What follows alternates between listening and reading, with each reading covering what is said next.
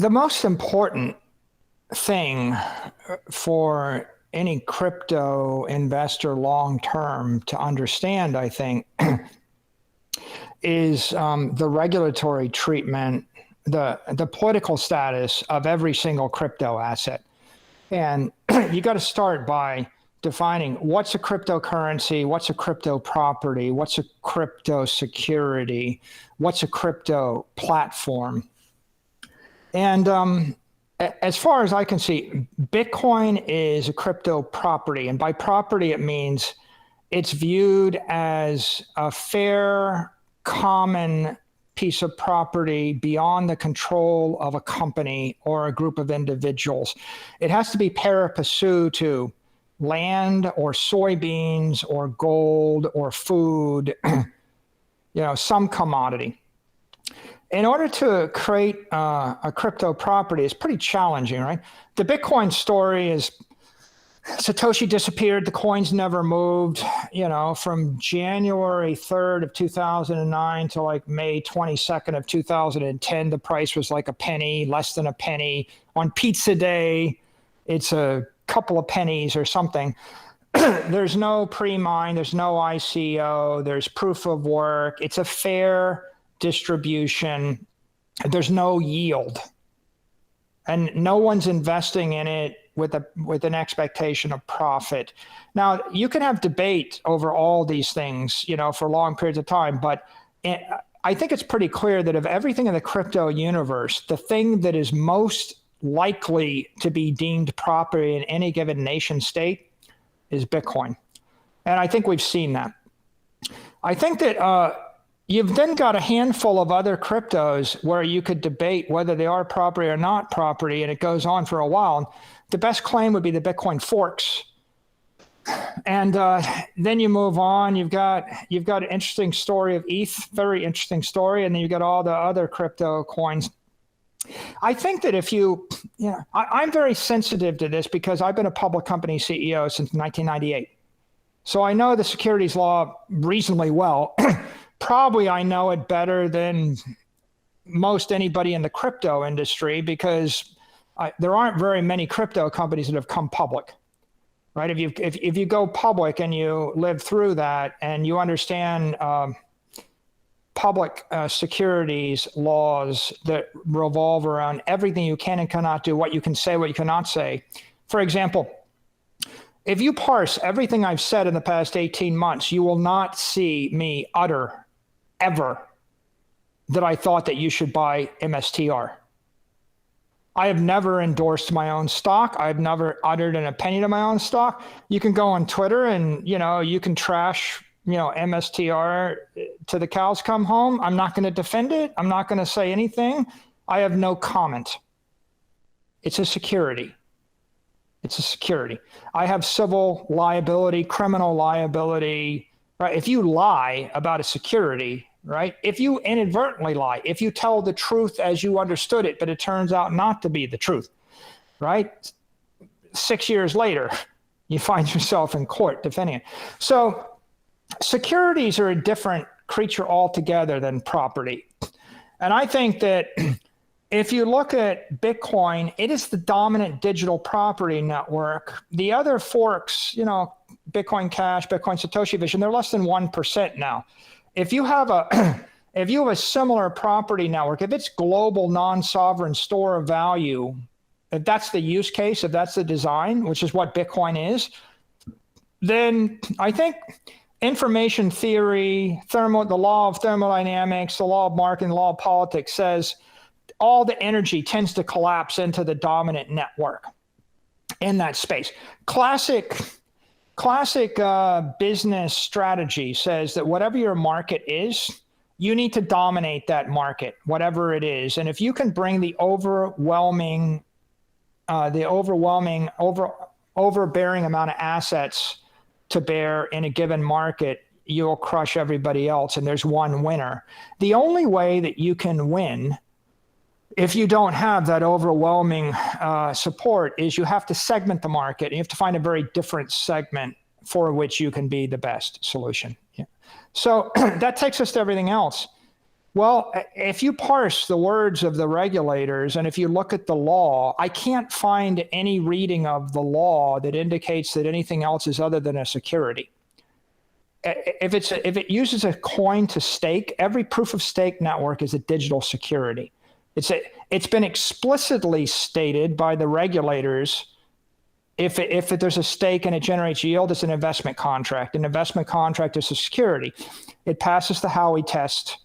If you've got a pre-mine, an ICO, if you've got a foundation, if you've got developers controlling it, if you're driving hard forks every 3 to 6 months, if you have a software-heavy protocol, if the security from the network comes from software, then you've got software developers that can control that network. If it's a permission network, who gets to stake their coins, right? Do I get to stake 92% of the network for the next 90 seconds? Who gets to stake their coins? If someone controls access to the network, it becomes a security. So the issue there is everything that's a security is in a regulatory gray zone. And in order for you to invest in any of those things, you have to be willing to accept the securities risk, the legal risk, the competitive risk, and the literal cybersecurity risk. Will it be hacked? Will it be copied? Will it be banned? That's very simple. Will it be hacked? Will it be copied? Will it be banned? Okay, before I buy Bitcoin, I would ask those 3 questions. And then before I would endorse it, it's an important ethical question. Is it property or is it security? If you're the mayor of a city, if you're a senator, a governor, if you're a president of a country, if you're a public official, if you're the head of the Army, the Navy, the Air Force, if you run any nonprofit organization, you can't endorse a security. You can only endorse a property. It's reasonable for you to say, I believe a chicken in every pot. Everybody should have a home, a chicken, a farm, and some Bitcoin. You understand? Because I just endorsed 4 flavors of property. I could even say you should have some gold in the basement because they're deemed as common property. But if I were to say, I think you should buy my Yo-Yo Dine stock, and I think that Facebook stock is a better store of value than the US dollar. And if I think that, Sailor Moon coin is really good, or Sailor Moon 2 coin, because there's not just one coin, right? There's multiple Sailor Moon coins, or Son of Shiba dog coin is whatever. Now, the issue really is it property? It's not that, that people say the maximalists say there's only one thing. Let me give you a more nuanced view. It's not that I think that it's impossible to create another property token. It's possible. For example, if you took a fork of Bitcoin, if the Chinese government forked Bitcoin and they created China coin, and they said it's only legal to mine China coin in China, and you can custody China coin, you can sell and trade China coin, and you can mine China coin, and they started with a fork of Bitcoin, they would have basically applied they would have created a sovereign form of property. If the Canadian government said you can use the same Bitcoin protocol or something comparable to the Bitcoin protocol, and they said you can mine Canada coin in Canada, then you could imagine, like, if you're a Canadian investor, you might want to own that. Just like if you're in Canada, land in Canada is property. You see, I don't want to own it because I don't want to live in Canada and I don't want to own Chinese land, but land in China and land in Canada are property. Bitcoin is global property. If I'm a global investor, I want to own the global thing because that's the strongest network effect, because a guy in Tokyo or London or Paris might want to buy my Bitcoin for me. But you can create a crypto property network by making it legal tender, or by giving it a tax advantage, or by just simply saying it's illegal to mine anything other than Canada coin in Canada. And Canadian banks can handle Canada coin, and Canadian banks cannot handle anything else, or maybe they can handle Bitcoin and Canada coin. You've got 2 forms of property. Just look, silver and gold are property. soybeans and dirt, sawdust are property, I guess, right? There could be multiple forms of property, but here's where you go awry. If I start a company and I issue half the tokens to my friends and family, and I control the protocol, and then I sell 10% of the tokens to the public, and if I have the ability to change the monetary policy, I have to disclose to the public who it is that controls the policies. What if I were to sell you, like if I sold 1 million shares of MicroStrategy and then like 2 years later, you found out that I actually had 100 million more shares I didn't tell you about, right? Something like that, right? It's a problem. And the thing that's powerful about Bitcoin, which makes it a solution to a $250 to $500 trillion problem, is we have perfected a crypto property, at least one, in cyberspace. And the monetary policy of Bitcoin is pretty much set in stone on Pizza Day. If you roll the clock back to May 22nd, 2010, it was like, we're going to issue this much Bitcoin between now and 2140, and then we're going to run off of transaction fees for the next 1,000 years. And if you were to say to me, Mike, what is the monetary policy and how's the network going to work for the next 1,000 years? I can credibly describe it. And if you said, do you think it's going to change? No. Like, it's not that there isn't some risk. Like, an asteroid can hit the Earth and your ranch land in Kansas will be worthless property, right? I mean, heck, I can sell you land in Florida and it can sink in a swamp. So there's a tsunami that can wipe out your beachfront. So there is risk in property, just like there is risk in Bitcoin. But with good faith, I can say to you, I think I know the monetary policy. I don't think anybody can change it. I can't change it. I have no intention to change it. And so that's what makes it useful for $500 trillion worth of companies, insurance companies, governments, banks, to use this as what? As a foundation for a balance sheet. It's like, I want to build New York. I'm going to want to build New York on granite or schist. New York's built on schist. It's a very heavy stone. Now, is it easy to move? No. Is it high speed? No. What's it do? It just lays there. Does it need to do anything? No. What's the single most important thing? If you buy Manhattan for like 27 pounds worth of glass beads and 16 something or whatever, and I give you Manhattan, what is it you want Manhattan to be 500 years later? A heavy rock. Just there. You want it, you want it to still be there. You want something with durability, integrity, predictability. You want the heavy, Manhattan happens to be a very heavy rock. Now, we did a lot of stuff on top of it, right? We built, the buildings are like platforms. They're like exchanges, right? And then the companies are securities. We built things, we traded things. There's been more than one country that controlled Manhattan. There's been different currencies. There's probably been who knows how many currencies traded in Manhattan. Stuff comes and it goes. But the foundation of Manhattan, which is property, what you want it to be is heavy and durable. So when you look at everything else, I would just say, yeah, they're all interesting, but they're competing. If they're competing as non-compliant tokens, then they're going to work in the gray market. And will they be able to become compliant? And what does it mean to be compliant?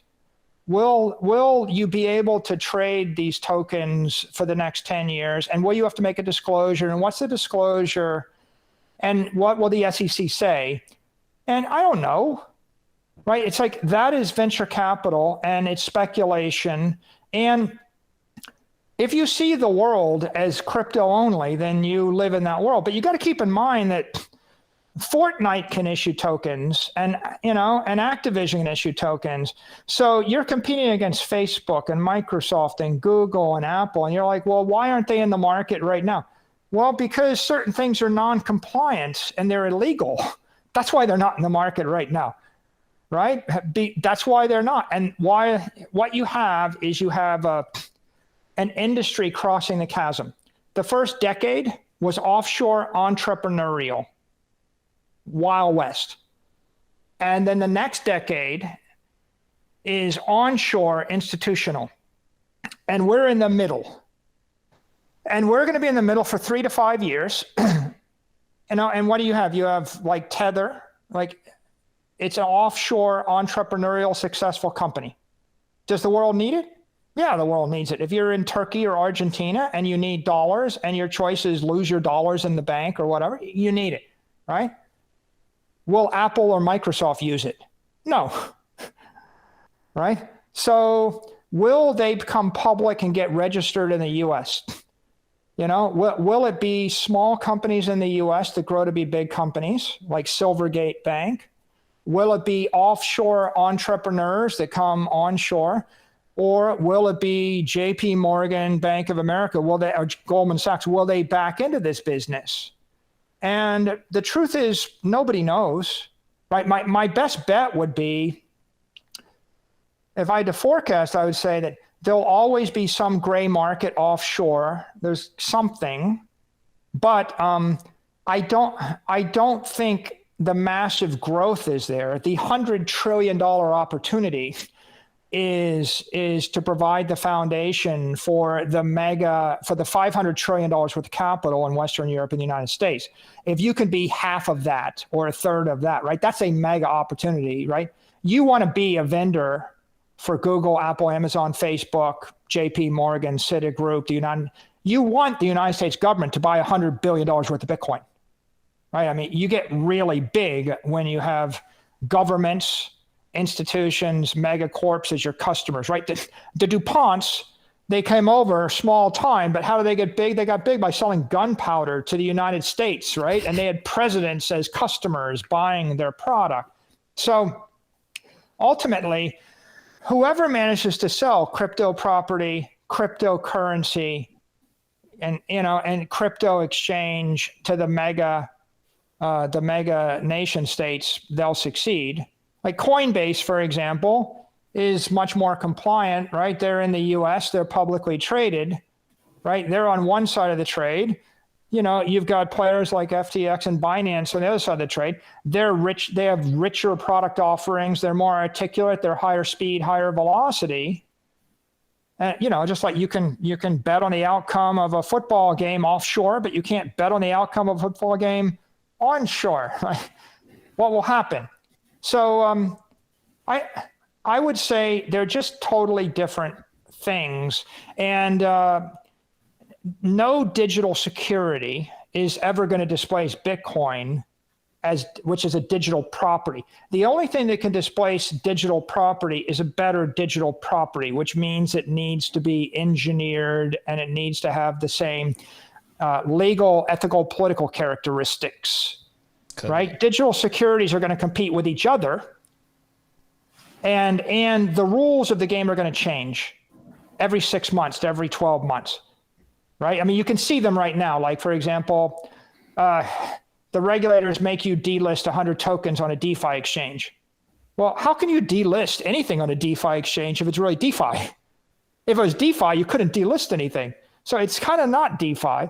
It's an exchange, somewhat compliant, with some people in control of it.